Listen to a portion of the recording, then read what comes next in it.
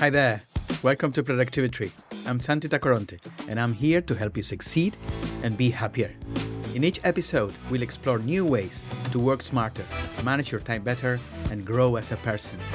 We'll share fresh ideas, find ways to improve, and help you become your best self at work, in life.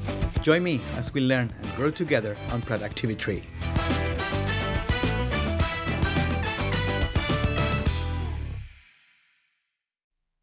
In today's episode, we will talk about productivity systems and how to measure productivity with Marius Vetrici.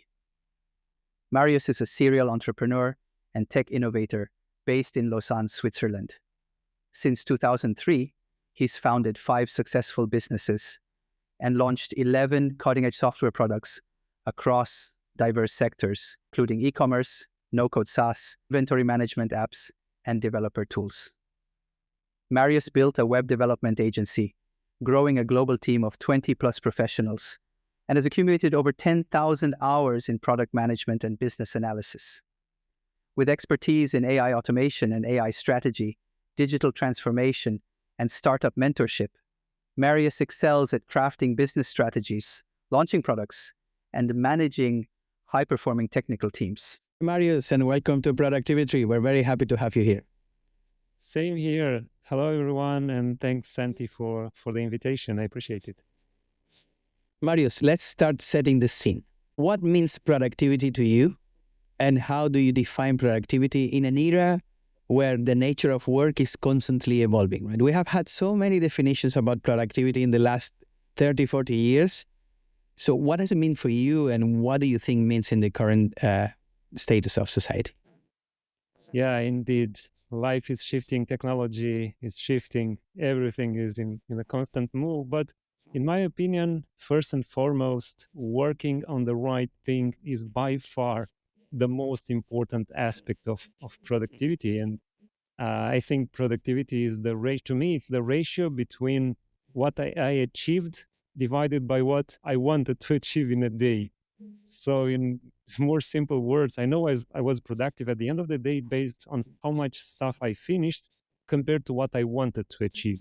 And actually, there are psychological studies. There's a meta study that says you get an uptick in like a boost of self-confidence the moment you achieve stuff that you set yourself as a goal to achieve. So if you just do stuff without setting it as a goal, you don't get this benefit. But if you set your intention and you achieve that thing, you get the benefits.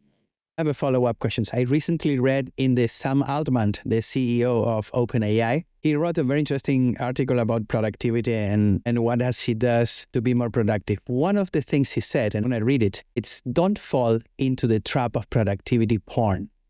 Chasing productivity for its own sake isn't helpful. Many people spend too much time thinking about how to perfectly optimize their system and not nearly enough asking if they're working on the right problems, which is basically what you just said. I don't know if you have read the blog of Sam Altman, but let's elaborate on this one. How do you help not falling into these traps and making productivity do more harm than good? That's actually a very interesting take from Sam about chasing productivity for its own sake.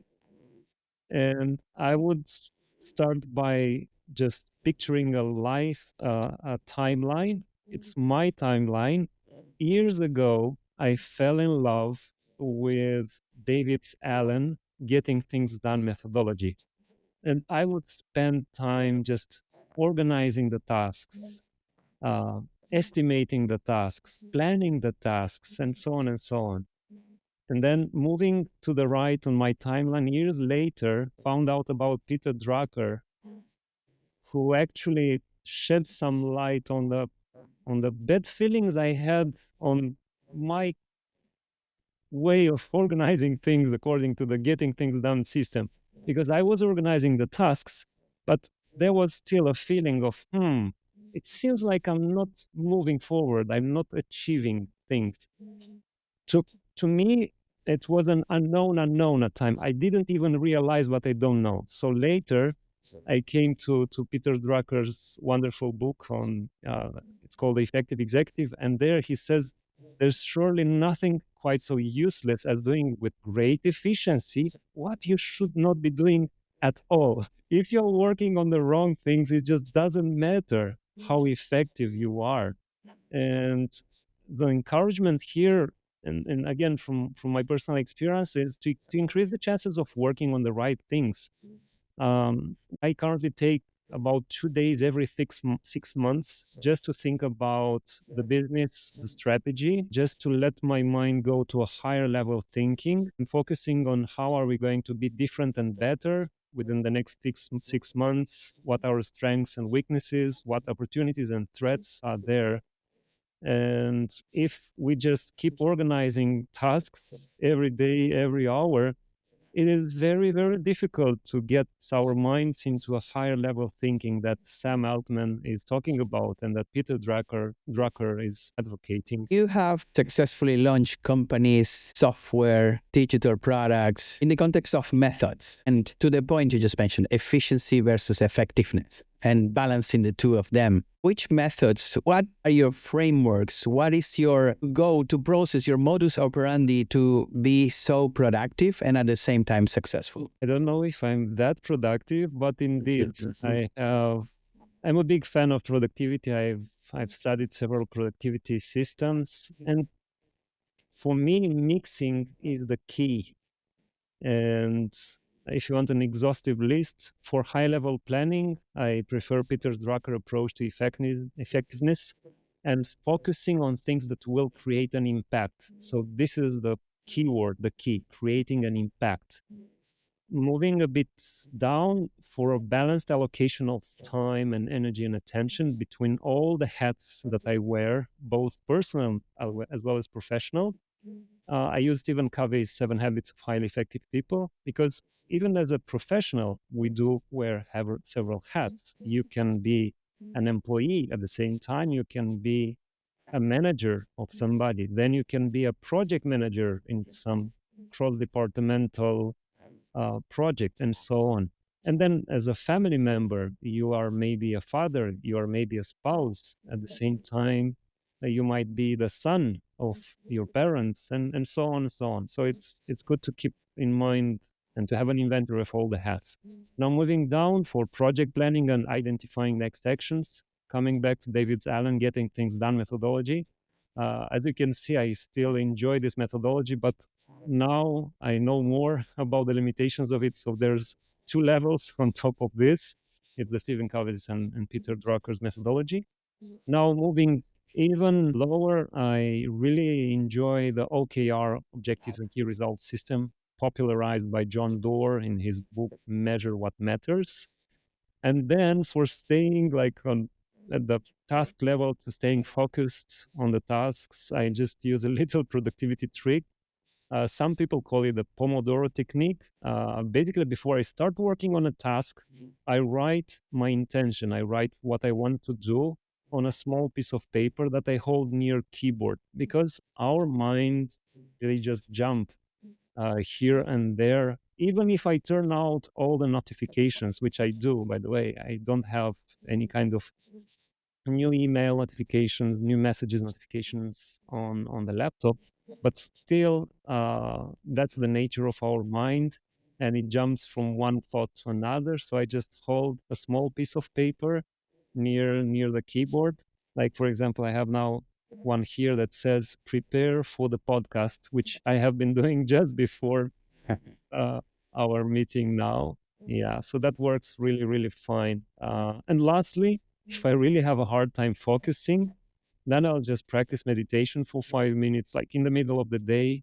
I'll just stop and observe my breath with the eye closed, or I'll just do push-ups or squats, or eventually I just go for a walk. So as you can see, the mix is the key for me. I discovered that just if I just get stuck in one system, I eventually end up hugging a tree and I miss the forest. This is very interesting. I love how you have put different types of productivity or different productivity frameworks for each one of the different shades that you might have or aspects you might have in your life, more strategically as an entrepreneur and a company owner, but also down to the, can I say, very basic level of keeping yourself physically focused onto something. What is the most common misconception about productivity that you have encountered? That thing that everybody thinks is productivity, but you say, no, don't go there.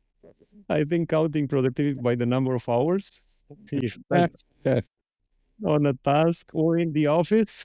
Or years ago, people would use to measure, because I'm a software developer at heart, I've been coding for 20 years. Years ago, people would measure productivity by the number of lines of code that you wrote. Wow. And later, there were studies that would show that there's a difference of productivity of 10 to 1. There might be a 10 to 1 difference of productivity between a top software developer and a junior developer.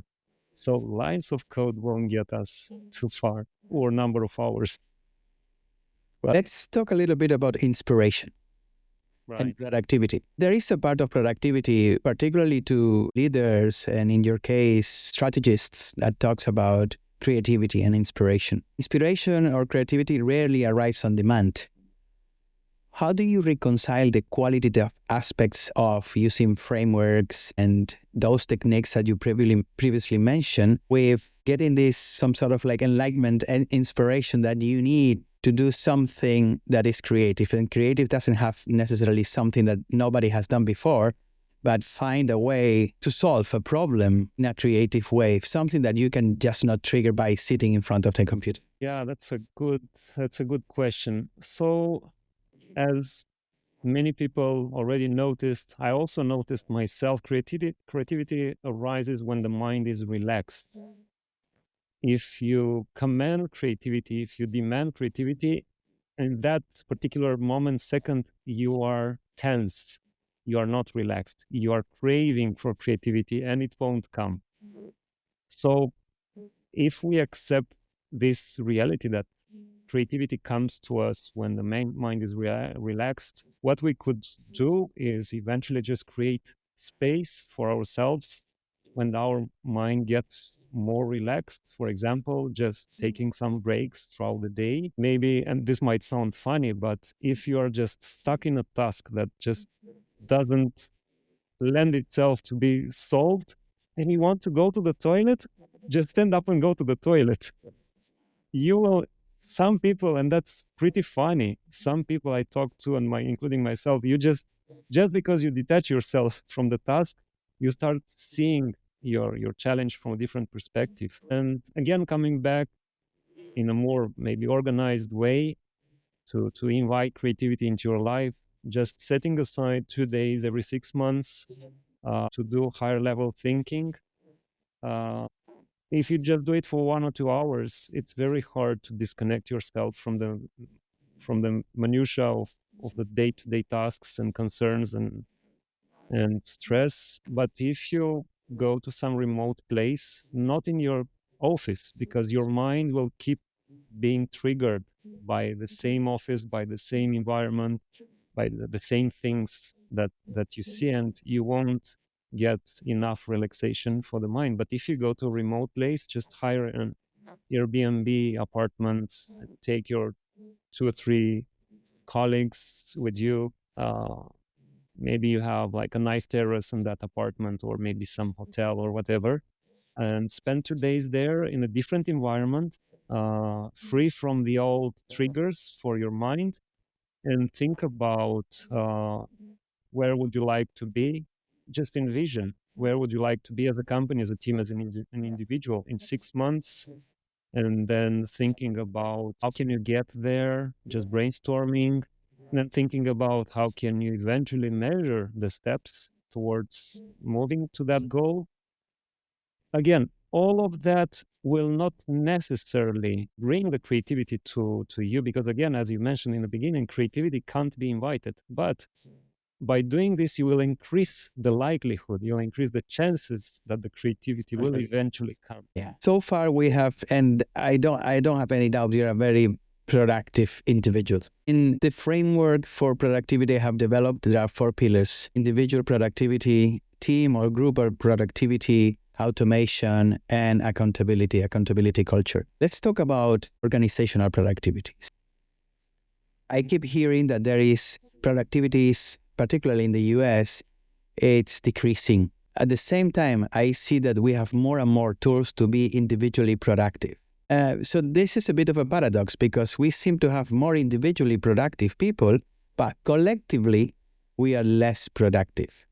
What's your perspective on the intersection between you as a productive individual and you working in a company with 15, 10,000 or 50,000 and making it productive? Maybe as I listen to you, one word comes to my mind. It's alignment or lack of alignment. And maybe it's because of the increase in the remote work. And we probably some of us spend less time together, just doing nothing together, like for 5 or 10 minutes, having a chit chat by a water cooler or enjoying a coffee together in some breaks at the office. Because some people say you build a relationship in those moments when you spend with somebody by just doing nothing together. Mm-hmm. That's when you build a relationship. Mm-hmm. Coming back to the alignment, again, I think even and especially in spite of us working remotely, gathering together for 1 or 2 days, I would suggest, in person, in a remote area, I think that would also address this alignment issue that the companies are recently experiencing, because we are productive at an individual level, but if we are not rowing, we are not pushing in the same direction, then collectively we're not that productive. Let's follow up on this one. Productivity guilt refers to the feeling of anxiety and stress and unease that arises when an individual feels that they're not being productive enough. How do you recommend people to deal with this? Yeah, you mentioned some people are feeling guilty, they're stressed, and probably this could be maybe summarized in a if you want, in a simple way. It's probably it reality minus expectations, and that's how do you eventually feel. So what you could do is eventually work more if you eventually could. So adjust the reality, which sometimes is very, very hard, albeit impossible. But what we could also do is adjust our expectations, or maybe the expectation of our colleagues, of our superiors. And because again, if they expect me to do something and I'm at that line, then I'm good. But if I do the same amount of work, but they expect us to do more, then I'm not good. So adjusting both the reality and the expectation will eventually address my feeling.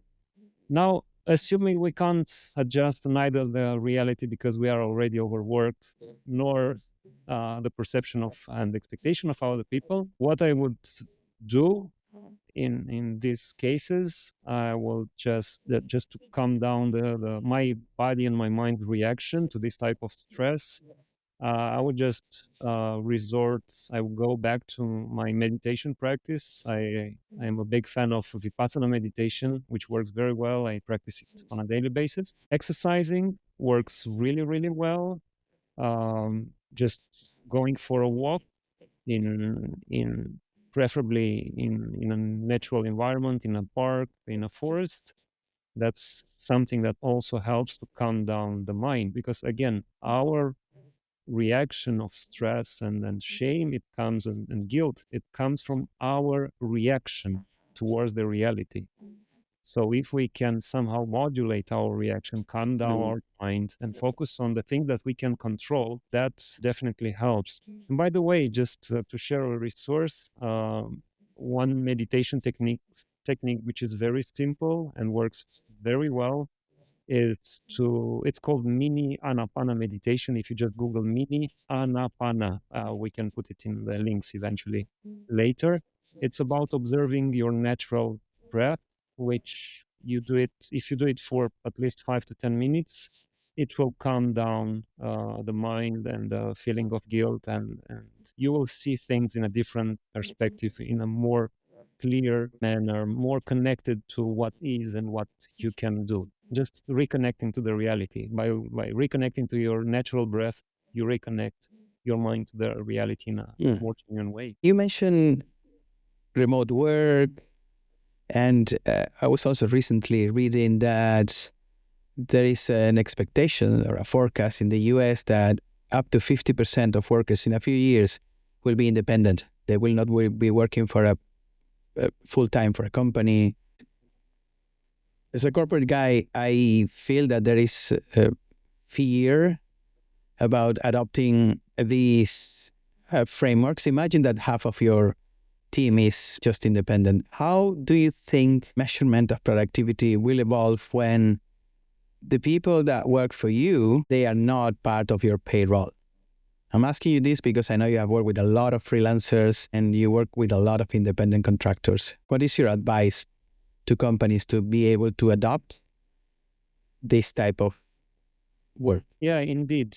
I started freelancing 10 years ago. I spent 2 years as a freelancer myself, and then later I started hiring full-time people. So currently, because due to our business model, we do have half of our team, it's full-time employees, and half of them they are part of our team, but they are paid on a project by project basis.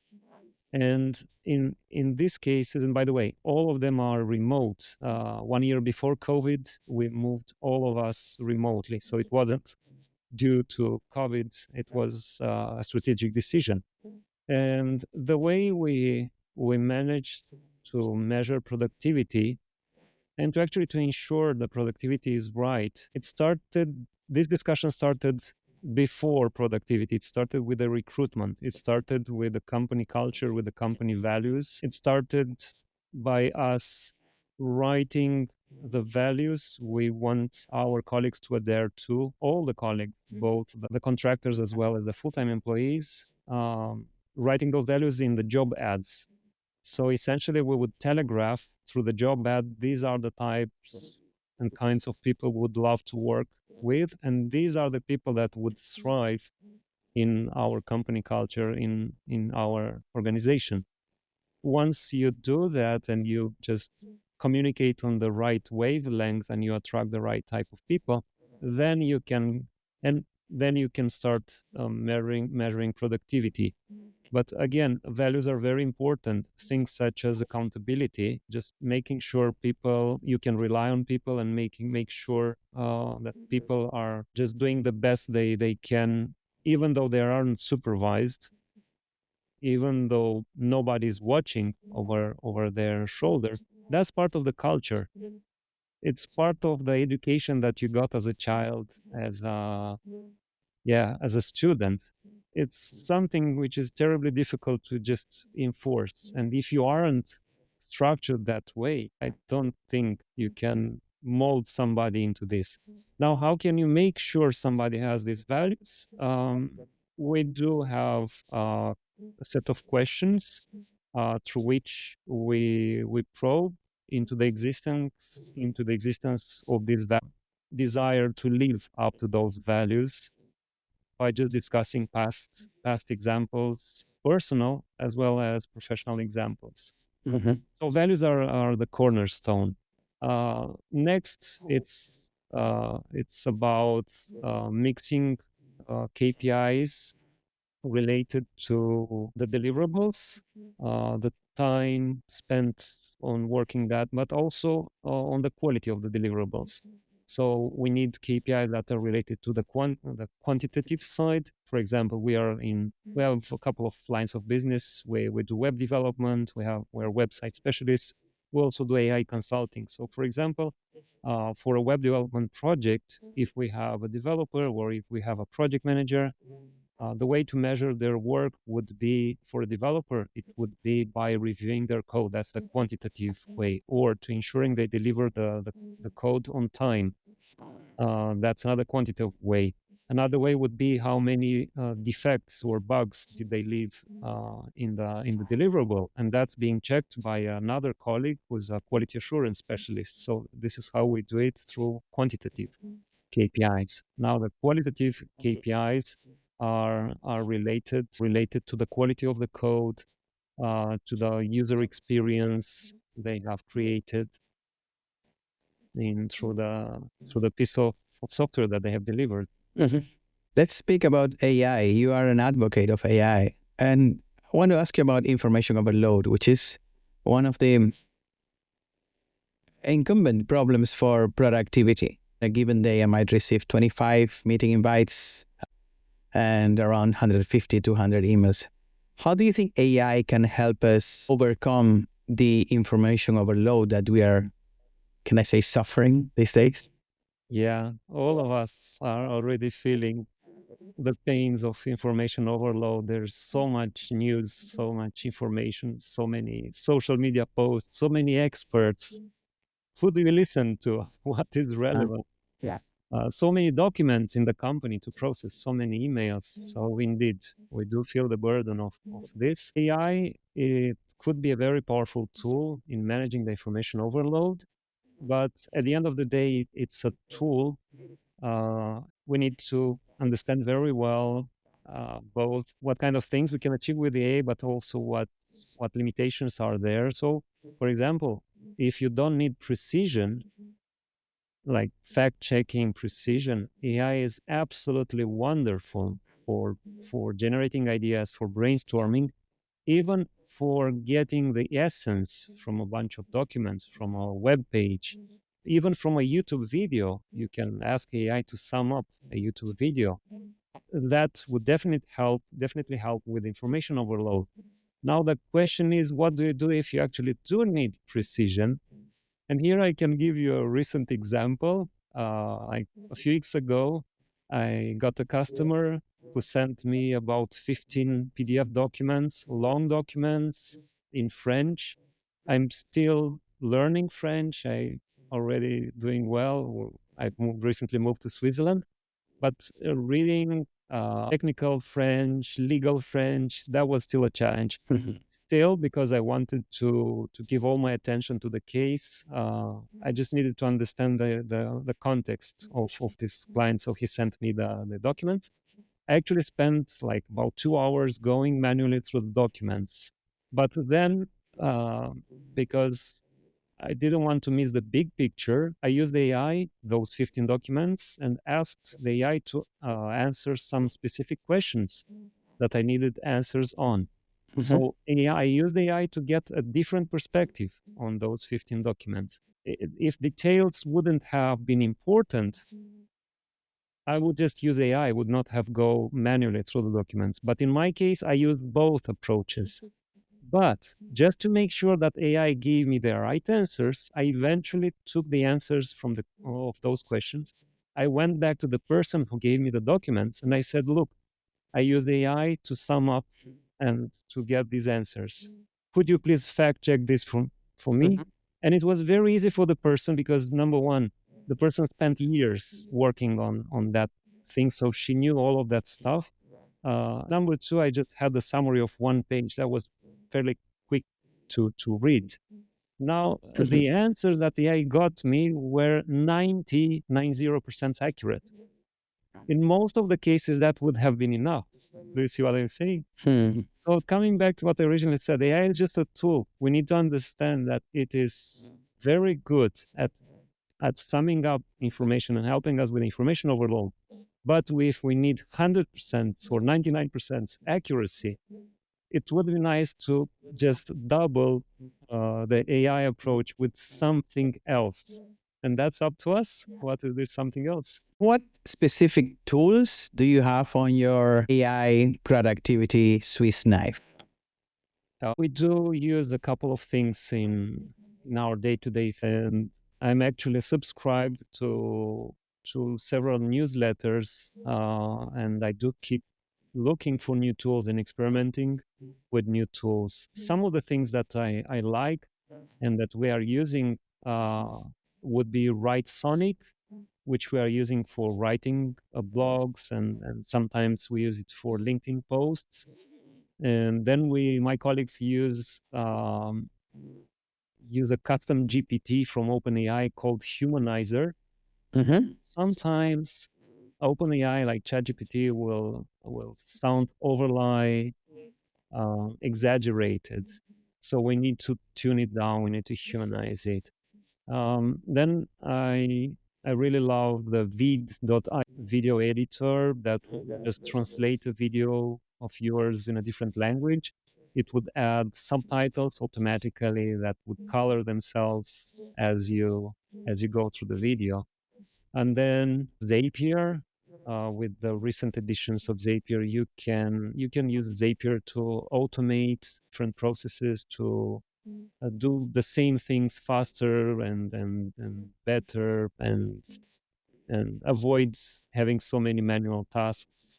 And we've actually went beyond that, and with my team of developers and myself, because I'm a developer at heart, we used OpenAI for creating chatbots for e-commerce websites. So basically, we would have a chatbot that would get trained on the products from an e-commerce website, and then it will make recommendations.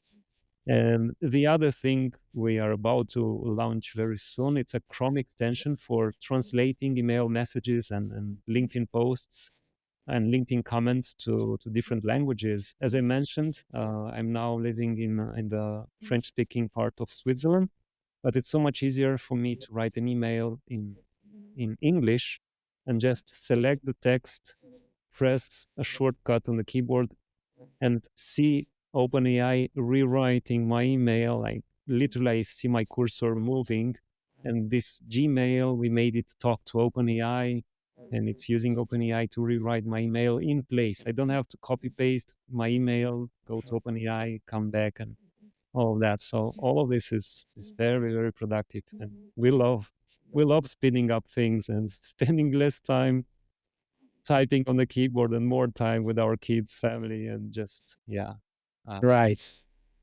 having a walk in the forest. Let's close up this episode, Marius, with I know you read a lot. I know you love reading. What are 3 recent books around productivity you would recommend? On productivity, I would really encourage any executive or anyone who's envisioning and wants to become an executive to read Peter Drucker's The Effective Executive book. It has been written, I think, 40 years ago or 50 years ago, and it's still very applicable, super practical, it cuts through the chase and recommend it tells you what you have to do, and it gives you the most important, it gives you the right mindset about productivity. It's not about the techniques, it's about your awareness. It's about how do you see things, how do you see your tasks, your projects, how do you see your roles in the company, in life. That's where the productivity, the strategic productivity, if you want, that's where it starts. And then Measure What Matters. I think it's an important book to actually understand how can we, once we know what's important, how can we structure those projects, those tasks in a meaningful way. In a meaningful way, that's where the OKRs, objectives and key results, come in. It's a methodology, how to use it on a day-to-day basis. And lastly, my first love, Getting Things Done. I think it's a very powerful book, and the simple act of identifying the next action in a project, it's trickier than it seems. And that book really teaches you, and it just raises your awareness about the importance of really thinking about, hey, what's the next action here? Because we leave a meeting and we don't know what's the next action. We leave a conference, we don't know what's the next action. We leave a meet, we had an encounter one-on-one with somebody. Yeah, you need to improve. Okay, well, what's the next action? And this book really has a chapter on this. Productivity, it's about very simple things, like basic things, core things. And properly identifying the next action, I think it's a core thing. It's amazing. Marius, thank you so much for being with us today. It was very insightful, very focused, and I want to thank you for dedicating the time and sharing your knowledge with us. And of course, you're invited to Productivi-Tree podcast anytime that you want to be with us and give us your point of view on what means being productive. Thanks as well for the opportunity. And I wish everyone to be as productive as they can, but not more than that, because there you're getting overly productive and you're losing the forest and hugging trees. So be as productive as you can, but not more than that. Thanks for listening to Productivi-Tree. I hope you found something useful in today's episode. If you did, and it helps improve your life even a tiny bit, that'll make me really happy. Remember, you can find Productivi-Tree on all major podcast platforms like Spotify, Apple Podcasts, and Google Podcasts. If you enjoyed the show, why not share it with a friend who might also find it helpful? Until next time, and keep growing and stay productive.